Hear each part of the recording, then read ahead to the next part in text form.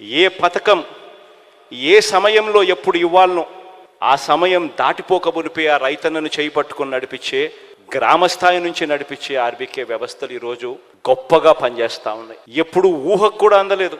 ఫోన్లలో దిశ యాప్ పెట్టగలుగుతామని ఒక 5 సార్లు ఇలా ఫోన్ చేస్తే చాలు ఒక పోలీస్ సోదరుడు అక్క చెల్లెమ్మ దగ్గరికి వచ్చి అక్క ఏమైంది అని అడిగే పరిస్థితి తేగలుగుతాము అని ఎప్పుడు ఊహకు కూడా అందలేదు. ఈరోజు ఆ ప్రతి అక్క చెల్లెమ్మ ఫోన్లోనూ దిశ యాప్లో ఫోన్ 5 సార్లు షేక్ చేసినా చాలు లేదా SOS బటన్ నొక్కినా చాలు 10 నిమిషాల్లోనే వెంటనే పోలీసు సోదరుడు వెంటనే ఫోన్ చేస్తున్నాడు, 10 నిమిషాల్లో ఇక్కడికే వచ్చేస్తున్నాడు. ఎప్పుడు ఊహకు కూడా తట్టలేదు ఇట్లని చేయగలుగుతామని. మొట్టమొదటిసారిగా గ్రామాలలోనే ఒక మహిళా పోలీస్.